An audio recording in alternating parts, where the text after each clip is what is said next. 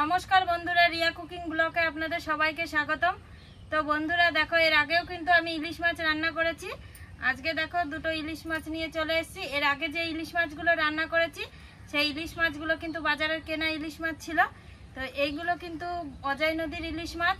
তো আমাদের বাড়ির পাশে এক কাকু মাছ ধরে, তা কাকুকে আমি বলে রেখেছিলাম কাকু ভালো মাছ পেলে আমাকে দিও। কাকু এই ইলিশ মাছ দুটো দিয়ে গেছে, রাতে পেয়েছে, সকালে দিয়ে গেছে। তো মাছ দুটো আমি আর মা মিলে রান্না করব। তো মাছটা আমি এখন কেটে নেব।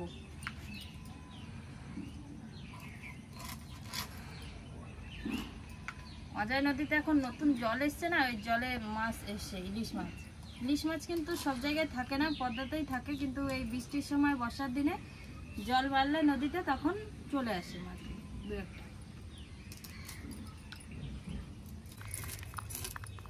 মাছ দুটো মনে হয় ভালোই হবে খেতে, জানো। একটা মাছের আঁশ ছাড়ানো হয়ে গেছে, এবার আর একটা মাছের আঁশগুলো ছাড়িয়ে নেব।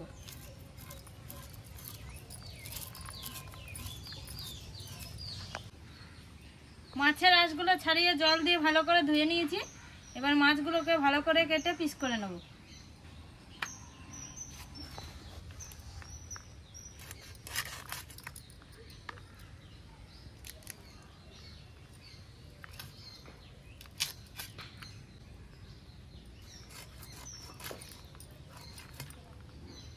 দেখো অজয় নদীর মাছটা পুরো টাটকা, দেখো রক্ত বেরোচ্ছে কি সুন্দর।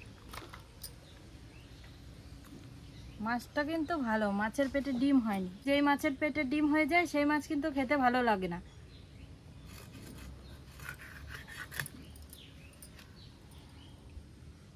আজকের মাছটা খুব সুন্দর।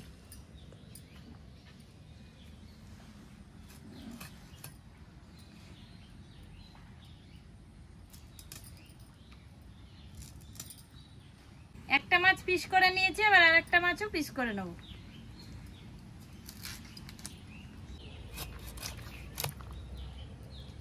দেখো এই মাছটার পেটেও ডিম হয়নি। ডিম হলে কিন্তু সেই ইলিশ মাছ, যে কোনো মাছই ডিম হয়ে গেলে খেতে ভালো লাগে না।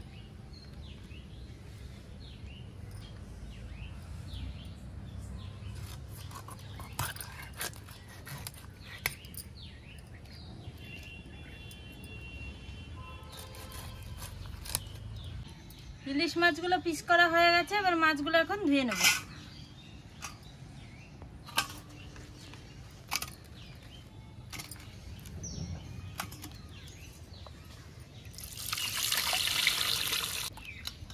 ইলিশ মাছ তো বেশি ধুতে নেই, আগে গোটা মাছ ধুয়ে নিয়েছি ভালো করে। তো এবার ধুলেই হয়ে যাবে।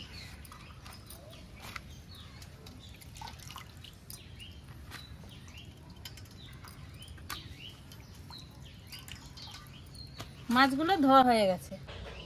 ইলিশ মাছ রান্না করার জন্য আমি আগে প্রথমে লঙ্কাটা বেটে নেব।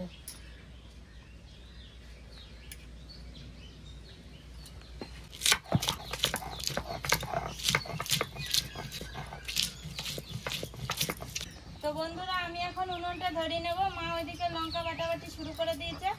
তো আমি আজকে ইলিশ মাছটা কিভাবে কি রান্না করি আপনারা সবাই দেখতে থাকুন। লঙ্কাটা বাটা হয়ে গেছে, এখন নামিয়ে নেব।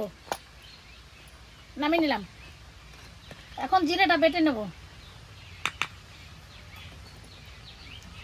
ইলিশ মাছে বেশি জিরে দিলে ভালো লাগে না, তো ওই জন্য অল্প করে জিরে দিলাম।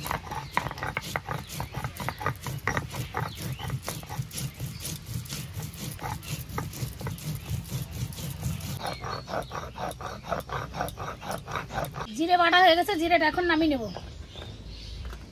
নামিয়ে নিলাম। ইলিশ পোস্ত রান্না করবে, তো তার জন্য পোস্তটা বেটে নেব।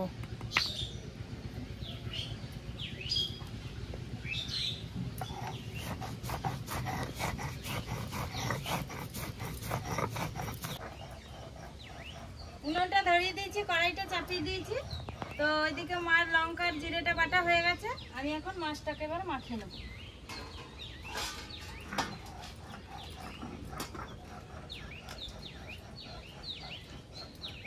মাছটা একটা থালাতে ঢেলে নিয়েছি, এরপর লবণ হলুদ দিয়ে দেবো।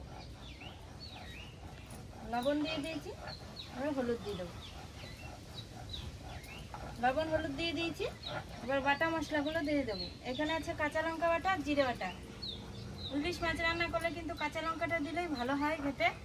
আর এদিকে জিরে বাটাটা অল্প আছে, যেহেতু ইলিশ মাছের জিরে বেশি দিলে আর কি ইলিশ মাছের গন্ধটা মানে চলে যায়, ভালো লাগবে না খেতে, ইলিশ মাছের সেন্টটা থাকবে না, তাই একটুখানি জিরে বাটা দিয়েছি। সব মশলা ঢেলে নিয়েছি, এবার ইলিশ মাছটাকে ভালো করে মাখিয়ে নেব সর্ষের তেল দিয়ে।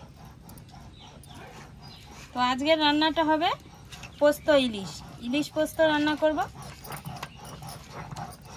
তো সব মশলা দিয়ে আগে মাখিয়ে নিলাম, পোস্তটা বাটা হয়নি, পোস্তটা পরে মানে লাস্টে দিতে হবে, তাই মাছটাকে মাখিয়ে আমি চাপিয়ে দেবো মাছটা।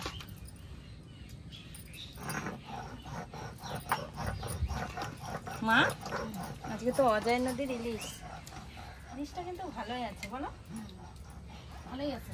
ও মা, ইলিশ তো অজয় নদীতে থাকে না, এই কোথা থেকে এসছে এই মাছগুলো? ওই বন্যা ফন্যা চলে আসে। হ্যাঁ, এই এত বৃষ্টি, প্রচুর বৃষ্টিতে পুরো নদীর জলটা পুরো ঘোলা হয়ে গেছে, তো তাই চলে এসছে মাছগুলো জলে জলে। ইলিশ মাছটাকে ভালো করে মাখিয়ে নিয়েছি। এদিকে কড়াইটা গরম হয়ে গেছে, এবার মাছ রান্না করার জন্য কড়াইতে সর্ষের তেল দিয়ে দেবো। তেল দিয়ে দিয়েছি, তেলটা একটু গরম হতে থাকবে। তেলটা গরম হয়ে গেছে, এবার ফোড়নে দিয়ে দেবো 2টো শুকনো লঙ্কা, কটা গোটা জিরে,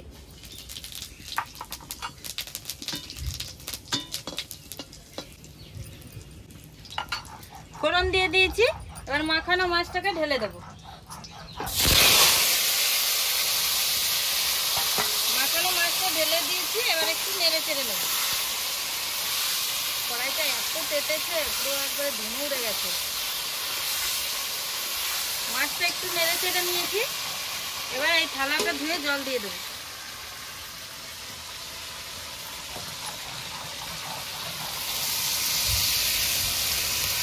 জল দিয়ে দিয়েছি, মাছটা একটু নেড়ে চেড়ে ঢাকা দিয়ে দেবো। ইলিশ মাছটা চাপিয়ে ঢাকা দিয়ে দিয়েছি, এবার মাছটা একটু জাল হতে থাকবে। ইলিশ মাছ রান্না করার জন্য পোস্তটা মিহি করে বেটে নিলাম, এখন বাটা হয়ে গেছে, নামিয়ে নেব। নামিয়ে নিলাম।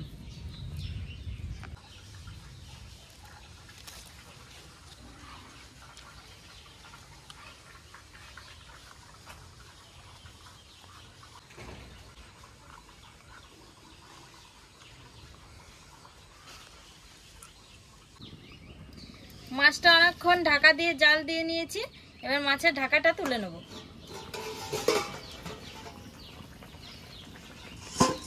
মাছের ঢাকাটা তুলে নিয়েছি, এবার একটু নেড়ে চেড়ে নেব। মাছটা নেড়ে চেড়ে নিয়েছি, এবার বেটে রাখা পোস্তটা দিয়ে দেব। পোস্ত বাটাটা দিয়ে দিয়েছি, এবার একটু নেড়ে চেড়ে জাল দিয়ে নেব। তরকারিটা আর কিছুক্ষণ জাল দিয়ে নেবো, তাহলে তরকারিটা হয়ে যাবে।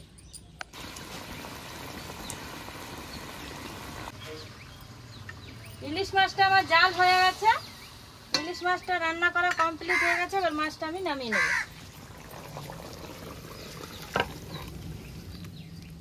ইলিশ মাছের তরকারিটা নামিয়ে নিয়েছি। তো বন্ধুরা, আমার রান্না বান্না কমপ্লিট হয়ে গেছে, মা আর আমি খেতে বসে পড়েছি। তো এখন ভাতটা খেয়ে নেব। তো দেখো আজকে কি আছে, আজকে রান্না করেছি বেগুন সেদ্ধ, আর এইদিকে লতি ভাজা, আর এখানে পোস্ত দিয়ে ইলিশ মাছ রান্না করেছি।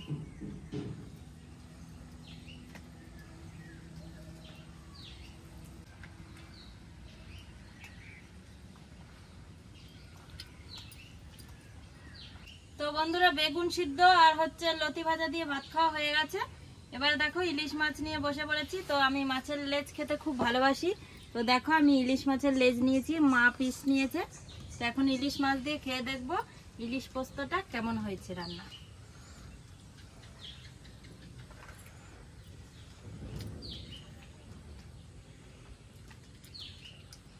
মা, আজকে ইলিশ মাছের তরকারিটা আলাদা সেন্ট হচ্ছে বলো? হ্যাঁ, ভালোই লাগছে কিন্তু।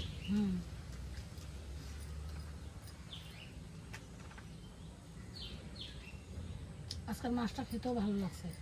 হ্যাঁ মা, অজয় নদীর মাছ কিন্তু দারুণ সেন্ট মাছটা।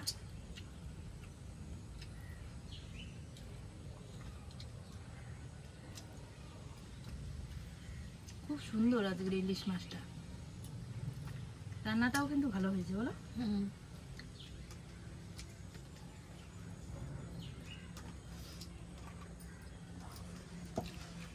দেখো ইলিশ মাছটা কি সুন্দর তেল হয়েছে।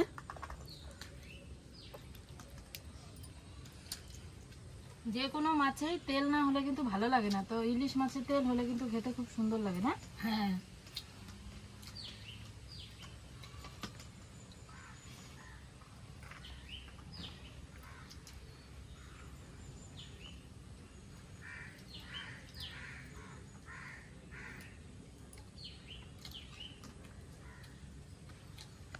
তো বন্ধুরা আজকে আমি ইলিশ পোস্ত রান্না করেছি, খেতে কিন্তু খুব ভালো লাগলো। তো আপনারাও একদিন বাড়িতে ইলিশ পোস্ত রান্না করে খেয়ে দেখুন, খুব ভালো লাগবে। তো বন্ধুরা আজকের ভিডিওটি আপনাদের কেমন লাগলো? আজকের ভিডিওটি আপনাদের ভালো লেগে থাকলে লাইক কমেন্ট শেয়ার করে আমাদের পাশে থাকবেন। আজকের মতো ভিডিওটি এখানেই শেষ।